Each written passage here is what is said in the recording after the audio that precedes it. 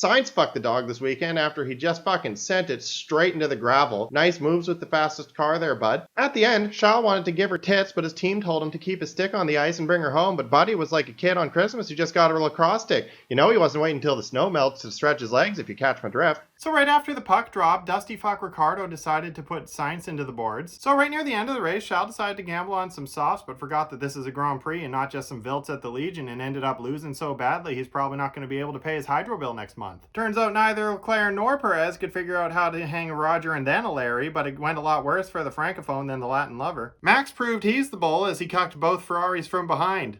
There's nothing Canadian about that sentence. I just wanted to say it. Let's try that again in Canadian.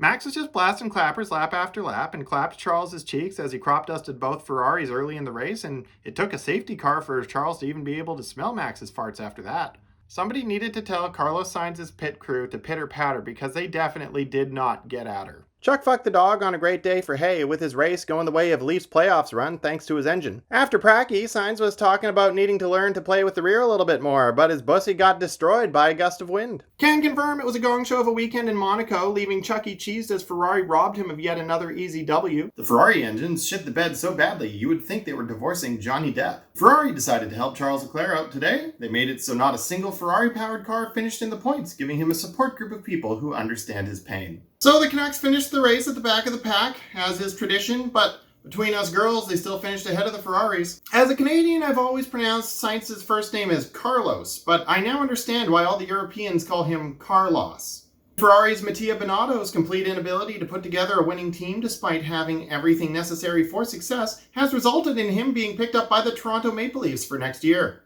And finally, Ferrari fucked so many men today they've decided to rebrand as Your Mom.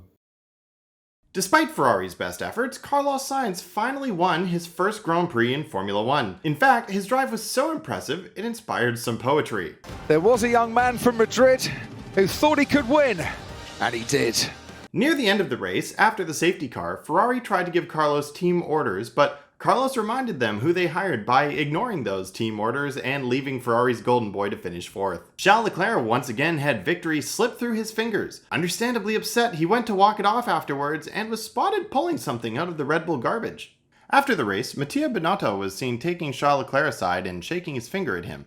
We don't know exactly what he was saying, but it was probably something along the lines of, "Don't be a little bitch about us failing to pit you behind the safety car. This is Ferrari. Strategy is not something we do here." Despite Ferrari's best effort, Charles Leclerc finally won a race. It has been said that Leclerc's biggest enemy is his team, and it was looking like that had changed today, but Ferrari was unwilling to yield the victory to Charles without a fight, and gave Charles a very strange throttle issue, causing his throttle to be stuck at a minimum of 20% for the final 10 laps of the race. After successfully executing Plan E, Carlos Sainz had a massive engine fire near the end of the race, and I called it! I freaking called it, and I have the receipts! Max Verstappen called track limits a joke today, which Ferrari took personally, as they clearly take pride in being the biggest joke in Formula One every race day. Hi fiends, and welcome to a very special race weekend update.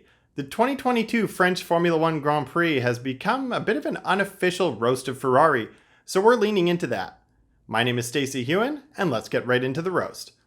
Circuit Paul Ricard is known for being a bit of a boring race, and this one was shaping up to be a bit of a snooze fest. But luckily for the viewers, Ferrari came to the rescue more than once. Charles was looking good, leading the race right up to the point where it seemed like he realized that Ferrari wasn't going to screw up. So he yeeted his car off the track, in keeping with Ferrari tradition. There was some concern that there was yet another throttle issue with his car, but Charles assured everyone after the race that no, he was simply imitating his old mentor Sebastian Vettel in Hockenheim 2018. Everyone thought it was Carlos who had the affinity for gravel, but it appears him and Charles decided to swing this weekend, with Charles ending up being the one fucking the gravel while it was Sainz who was flirting with being the fastest man on track. Carlos Sainz was on an absolute tear, flying through the grid from the back and earning himself driver of the day. This, of course, is unacceptable to Ferrari, who earned him a 5-second penalty for a ridiculously unsafe release. Despite all the setbacks, Sainz's blistering pace was looking like it would earn him a podium. With only one driver on the grid, you would expect Ferrari to be giving him their full attention. Sainz said, "Box me now," to which they replied with the equivalent of, "Don't tell me what to do," and then proceeded to demonstrate that they weren't even watching the race when they told him to box as he was passing Checo. Truly, you couldn't write fictional strategy this bad. If this happened in a movie, it would be deemed too stupid to be realistic. At this point, it seems like Ferrari is trying to get a deal with a production company to sell the movie rights to the disaster that is this season. They need to make up their minds though, as it isn't clear yet whether they want this to be a comedy or a tragedy. Charles Leclerc's anguish was so raw after this race, causing many people to question how much emotional pain can one man endure. This caused Ferrari concern that their secret involvement with the revival of MK Ultra had been discovered, and that they were performing this exact study on their drivers this season. Charles had a visceral scream into the radio after his crash, and mentioned something about the throttle. After the race, he took full responsibility for the accident, claiming the team was not at fault at all, while the pattern of his blinks spelled out throttle in Morse code. The amount of blood and erections this weekend remained net neutral, as all the limp dicks at Ferrari were evened out by Mercedes' double podium. Sebastian Vettel has been looking chipper these past few weeks, finally shaving his beard and even joking around during press conferences. When asked why, he replied with one word in German: Schadenfreude, as he looked over at the Ferrari garage. For the spicy meme of the week, we have "So Depression Begins Again" posted to our Formula Dank by Hornblower200, and this one is pretty self-explanatory. Max Verstappen had a devastating Q3, only managing to qualify in P10 due to power unit issues, putting him just ahead of his teammate Sergio Perez, who qualified in P11. With the Ferraris starting in second and third, this caused many fans to speculate that this could be the weekend that turns the season around for Ferrari. These same fans are now turning up in droves to rehab clinics to sober up from all the copium they consumed this weekend. Red Bull race strategist Hannah Schmitz has been getting a lot of attention recently, and it's hard to say if it's because she's actually a brilliant strategist or if she just looks like an absolute god compared to her rivals at Ferrari. Following Ferrari's disastrous choice to put their drivers on hard tires, Mattia Binotto was seen leaving the paddock to go to his trailer. There was speculation that he was going there out of frustration, but he returned later, which confirmed he was just going to take a piss. What they didn't tell you was that he was taking that piss on Ferrari's fans. Prior to the summer break, Mattia Binotto had been criticized for saying his team doesn't need to change anything.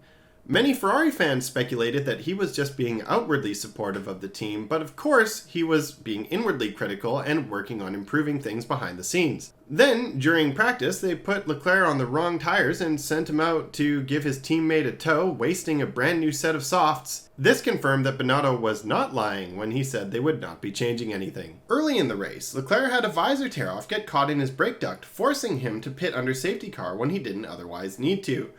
I have to wonder how Charles is getting such bad luck. Did he deny a gypsy a bank loan or something? Inflation appears to have hit Ferrari harder than other teams, as they've clearly laid off their strategists and are now relying on their drivers to pick up the slack. Ferrari left a wheel gun out in the pits, which Sergio Perez ended up driving over. Afterwards, Ferrari's new head strategist said, "It's a fine, always leave a hazard to buy the item blocks." Carlos Sainz had some terrible luck in the pits today, with a forgotten tire and an unsafe release. When asked, Ferrari said, "We don't have a favorite driver. We treat our number 1 and number 2 drivers equally." Ferrari is looking like they are going to place third in the Constructors' Championship this season, which, given how strong a car they've got, might actually be more impressive than if they placed first or second. Fans were upset the race ended under safety car, but not because they thought Leclerc could win the race. It was primarily because everybody wanted to give Ferrari a chance to spectacularly fumble the race at the end, just like they would have under a green flag. Ferrari was looking really strong today, with Leclerc qualifying on pole, making him the only driver to qualify in the same position he would be starting the race in. While many thought this was a good sign Ferrari could win the race today, that was not the case. It turns out Mattia Binotto is just really into orgasm denial, and giving people hope before ripping it away is the only way he can achieve climax. Cheering for Ferrari is like cheering for the Leafs. They can have the strongest lineup and still turn it into no results. It doesn't matter how much they hurt you, you continue to support them even as they burn you over and over again. I saw Charles on pole today and thought, no, don't do this. Don't give me hope. And sure enough, right until the end, they were always close enough that something happening could turn it into a Ferrari win. But of course that never happens. On the other hand, Red Bull, like the Habs, can give you every reason to cheer for them, and they're still somehow unappealing to support. Honestly, I think a lot of this boils down to the fan bases. Everybody teases Ferrari fans, but nobody hates them because they're always getting hurt by their own team. Further to that, they don't seem to be spewing the same kind of verbal diarrhea that Red Bull and Mercedes fans are constantly shitting out of their mouths. I personally don't support any one team. I love the whole sport, and my feeling towards individual drivers and teams can evolve. And I can find myself cheering for almost anyone at any point in time, but this whole toxic fandom shit needs to end. It doesn't matter what color sweater you're wearing. When we're in the barn, we're all fans of the same sport, so we need to just shut the fuck up about who we hate and focus on talking about who we love. Look in the comment sections of these videos. Whenever Max or Lewis comes up, there's so much chin-wagging in the comment section, it's honestly embarrassing. But whenever it's Charles, Carlos, Lando, or even Alonso that comes up, it seems like the beaking stops and we can actually have a civil discussion. The one lesson I want everyone to take away from this is don't support Ferrari or the Leafs. It doesn't matter how good or bad the fans are if the team sucks ass. The toxic fans aren't leaving you alone because they respect you. They're ignoring you because they don't see you as a threat. Max Verstappen took his second world championship in the most anticlimactic way possible, following a steward's decision to award Leclerc a 5-second penalty after the end of the race. Many fans are blaming this for having ruined the spectacle, when in reality, the sheer dominance of Red Bull and Ferrari's utter incompetence are what actually ruined the spectacle. The Minister of Defense handed Max his second title today by racing Charles hard right up until the end, causing Charles to earn himself a 5-second penalty that took him out of the title fight. In other news, Charles Leclerc's therapist just put a down payment on a new yacht. After collision seat George Russell was once again playing bumper cars, reminding us why the Brits call science car loss. Ferrari took a solid third place today, finishing behind both Red Bulls and Mercedes, which, despite their initial title fight, is exactly where they deserve to be at the end of this season. Charles Leclerc spent the whole end of the race begging for team orders, which just felt sad, you know? Mercedes was finally looking strong, finishing first and second in the race. Fans were relieved to see them challenging Red Bull, as Ferrari has proven they're not capable of mounting a title fight, even if their car is. At this rate, the F1 75 is going to go down in history as the best car to only place third in the Constructors. Ferrari and Charles Leclerc managed to clinch second in both the Constructors and Drivers' Championships. While thanking the team over the radio, Charles hit the drink button and ended up choking, which I think sums up Ferrari and his season pretty well. Mattia Binotto is confident he will be back next season. "Don't worry, I'm right behind you," he said to his fellow soldiers before he ran off to buy them some time. Mattia Binotto was never seen again.